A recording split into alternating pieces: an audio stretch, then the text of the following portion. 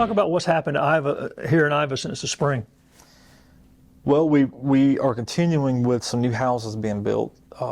And right now, currently, there are, I think, 6 under construction. And we've got plans for at least another 10 to be permitted out within the next couple of weeks. And these are properties that had houses on them, where houses were tore down, dilapidated homes, and basically repurposing a lot. Some of the houses are going on parcels that the town purchased and working with developers to give incentives to build on these properties. But it's going great. And probably when everything is said and done in a couple of years, this will probably increase our housing inventory by about 50 to 70 new houses in the next 5 years. So you're seeing a demand? We are seeing a demand. The demand, there is quite a demand in the District 3 area, not quite Iva, but like in the Flat Rock community. There's a lot of new houses going up, and it is working its way here. A lot of the new houses that are going up here is where the city basically put out incentives to promote it and work with developers, and it is working out great for us. And the families that are moving here, we've talked in several updates about Iva being a community where we would recruit retirees, but that's really not what's happening here. The new houses are being sold to young families, where you've got a young couple with few kids, or just a recently married couple, and so that's the demographic that's moving here, and we're proud of that. That's really good because that's the future for the town. There are some developers working on some projects that are located outside of the city limits, but we're supplying water, and so these lots are being sold to a lot of retirees coming up from Florida or coming down from the Northeast, and those are selling, and those help the town as well because they still use Iva as their hub. They shop here, and we're only talking just a mile outside the town limits, so that still helps us with our demographics. And we hope to keep this momentum going for a while, and think it will, and it may actually increase some. So anyway, that's going on, and then we've talked about the library project, which hopefully that's going to be underway really, really soon. Yeah, the project building? is ongoing. Yeah. There's environmental studies going on right now, and so those should be complete really soon. I mean, maybe even this month. And as far as being able to show the public the designs, there are preliminary designs out there, or renderings that we could provide if anybody wanted to see those. But what has happened since we last met is our local, the Star Iva magistrate was housed in that building where the library is going, and she has since moved to the Star Town Hall. So the Star Iva magistrate is now located in the Star Town Hall, so that we would have that space to incorporate into the library for a children's museum, children's area in the library. So that has required a redesign. And so all of that has been complete. Probably construction will start early fall, well, maybe mid-fall at this point, but soon, because the environmental study should be complete fairly soon. So that'll be underway by the end of the year. And then you may be aware, but the town... Before we leave the library, I don't want people... The libraries, they still have a library. They're temporarily... Yeah. Tell me about... The library right now, the temporary location for the library is where the Iva Museum was at, which is the old former bank building. And so the library is temporarily there, probably for the next year, while the new library location, which is the old fire department, is under construction. And then once the new library is open, and the museum will be moving to the Dime Store. The Dime Store is a building that we've been working on for a long time, trying to determine what is the best use for this building.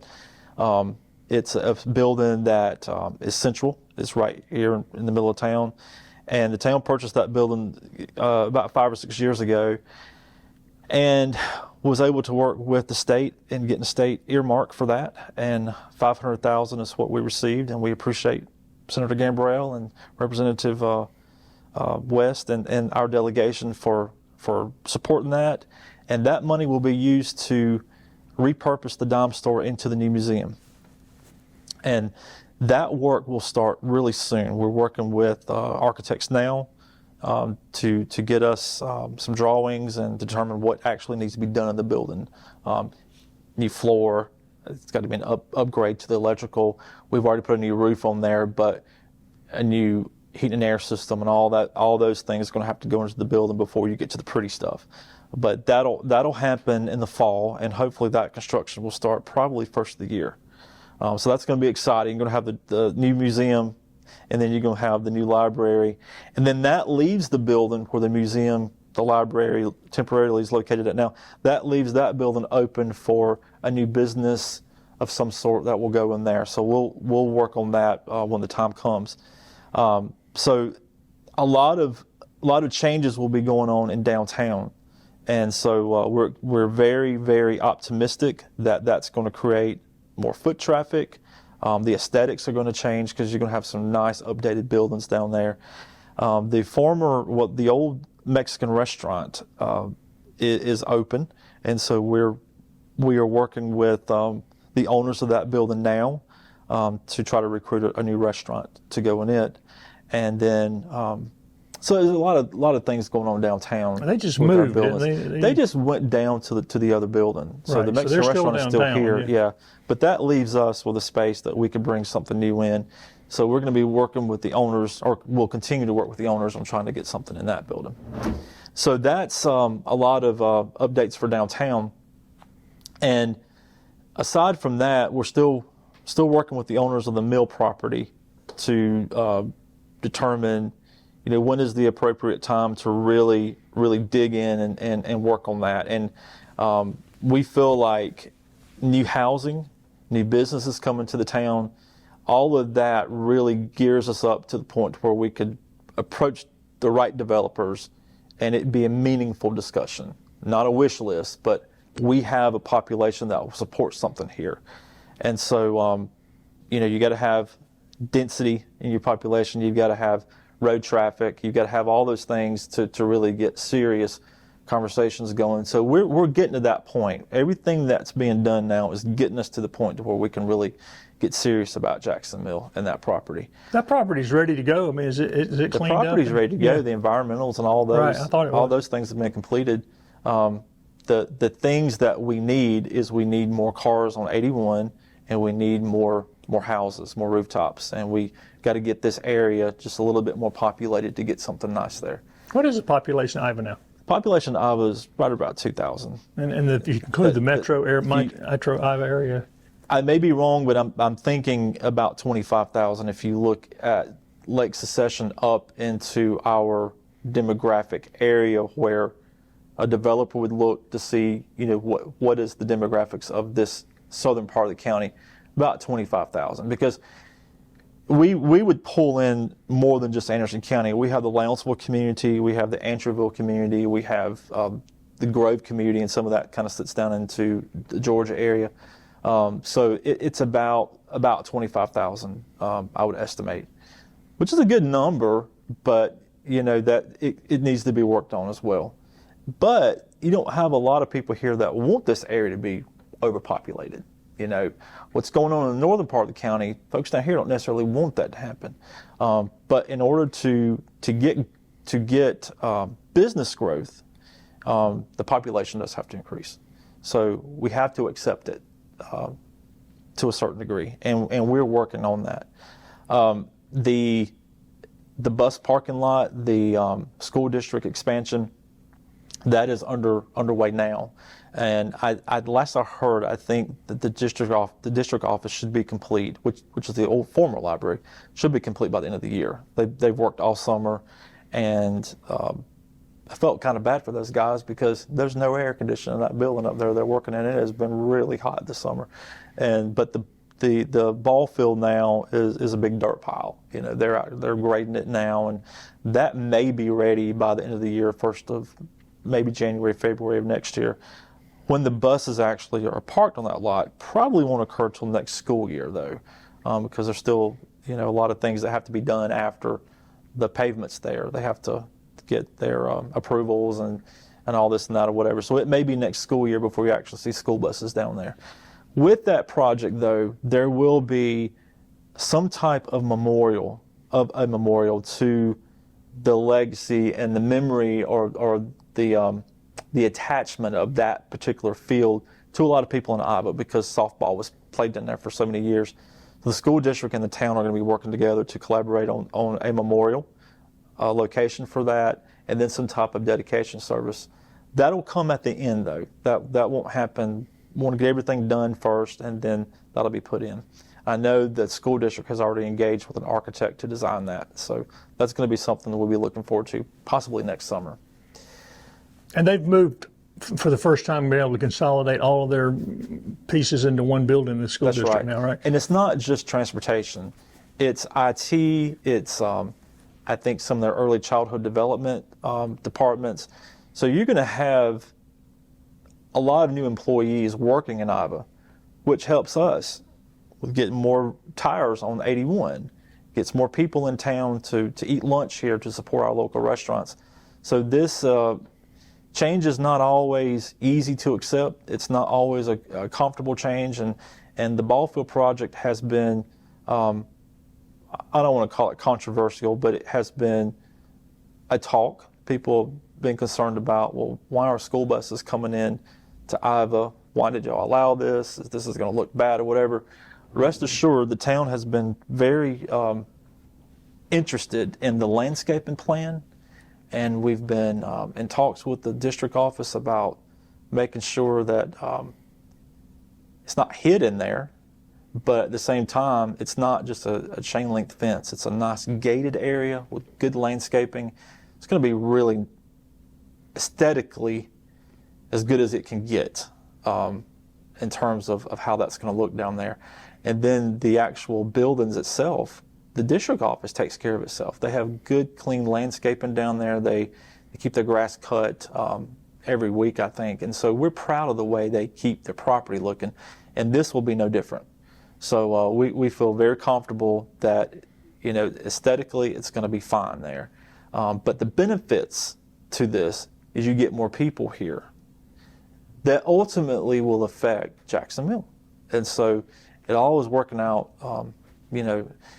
you have to accept change, and this will be a good change for us as we go.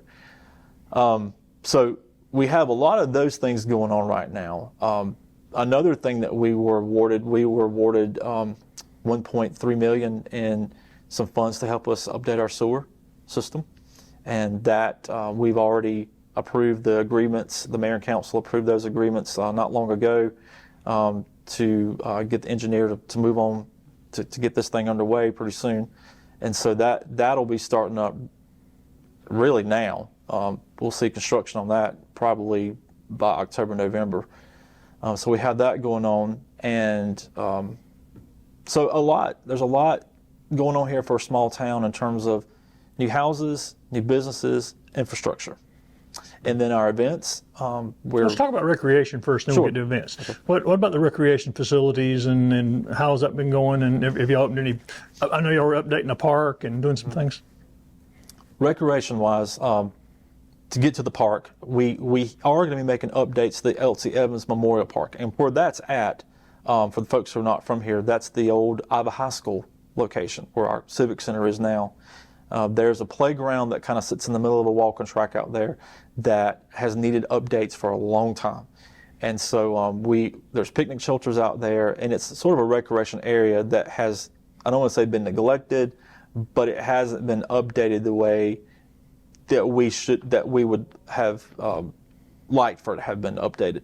And so the council and the mayor approved of some funding, and we're looking for additional funds to go with it as well, because these things are not cheap. But we have we're working with a company now that will repair the existing playground, add a new, and we're talking about the equipment now, repair the existing equipment, adding new slides, replacing some of the slides that have some tears on them, painting the equipment, adding a new playground as well, and then park benches, swings, some type of surface. We're looking at surface. We're looking at either the rubberized mulch or turf, and then just a landscaping update as well. This won't be. This will be sort of expensive, so we don't have the final cost on it yet. And once we get that, then we'll determine what grants we need, who we go ask, to donate funds or whatever.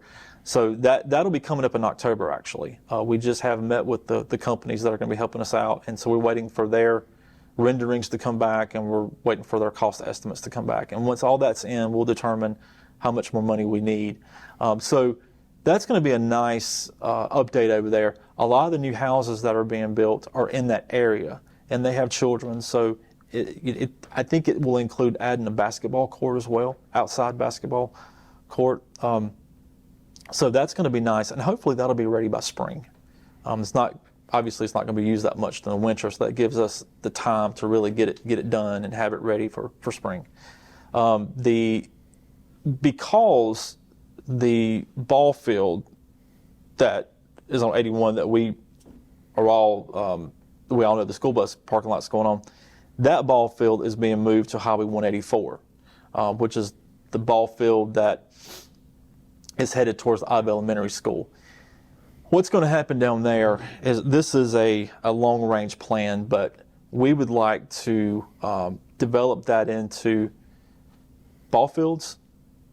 We already have an existing tennis court down there that needs to just be redone. It's there, but it's not anything you'd want to go play tennis on now. But after it's been updated and repaired, it's currently there. So that's part of the plan, to get it updated. And then add a playground down there.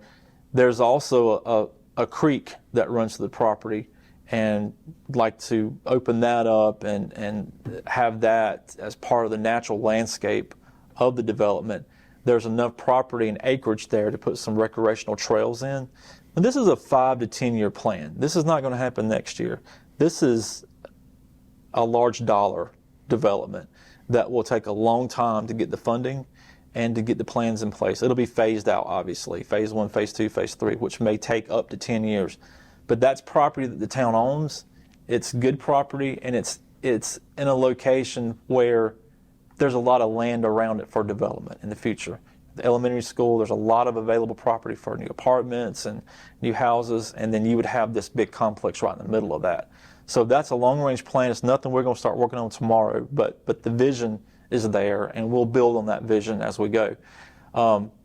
Recreation, though, in terms of the Athletic Association and the IBREC Association, obviously their fall sports they're getting ready for that now. The Park of Bowie complex is located outside the town limits, but we're involved in that, and they do an excellent job. The coaches there and the staff there, they really engage the kids. I think the high school high school and middle school works with scouting those kids out, recruiting those kids for school sports, and it's really a good program to get those kids ready for school sports. But there's a lot of kids involved in that, and we're hoping to have this vision that we have for this ball field ready for them to play on in the future as well. We can collaborate with the IVA facilities and the Park of Bowie facilities, complex facilities in the future. So recreation is great here. Lot of availability in the program for kids to get engaged if they'd like to. And our senior adult programs are going great. Our senior adults meet really weekly. And I'm going to be contacting the county pretty soon about trying to get that senior adult program, the nutrition program, started back pretty soon. We had that going. Of course, COVID ended a lot of that. And I know that it's sort of back up and running now with the county. So we want to get back in on that as well. But our Sunrise Seniors meets once a month, and there's maybe 100 that participate in that for their meals. And then bingo each week.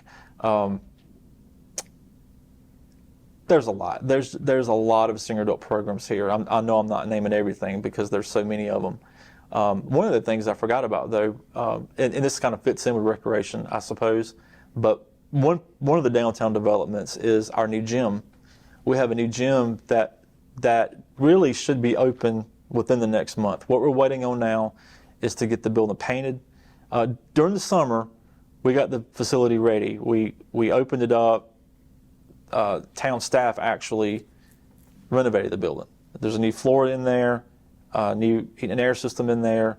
We've a new storefront windows and doors and all that. What we need now is the equipment to go in, and we are currently working on our plan in terms of membership fees and all that.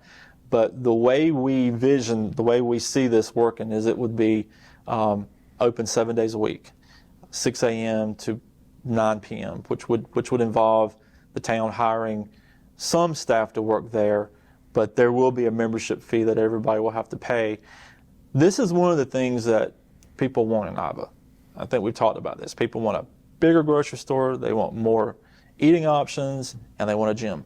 So we're going to take care of the gym option or that item with this, and we just got to get it open. So we're looking at the equipment now, and then we're not ready to announce what those gym memberships fees will be just yet, but they will be affordable, and the location is going to be accessible, and it should be good for everybody. Okay, now let's talk about events. I know you had through the spring you had the Memorial Day, and then you had another big summer event, and now we're getting ready for fall. Yes, during the summer we've had our Summer Nights concerts going on each Thursday, and those have been well attended. We've had to put some fans out though because it's been so hot out there. Those will continue on into October. We had a Memorial Day event where we had fireworks and a concert. Of course, we had the American Legion here, and we had the service itself. And then we've had a few car shows over the summer as well. But now we're into fall, and our Depot Days now will be Friday and Saturday, October 13th and 14th. A concert will be that Friday night, another concert on that Saturday, and of course vendors and all that will be out there. Our Halloween on Main is October 26th, which is a Thursday, at 6:30 p.m. And then Halloween on Main is that Saturday, October 28th, starting at 6 p.m. And that's always a big event for the kids to come through, and it's always fun. And then Christmas is just right after that, a lot of Christmas events. And people are calling, registering for Depot Day now and for the Chili Cook-Off, and those are exciting events that everybody looks forward to. Of course, the cooler weather and fall just makes everybody feel good.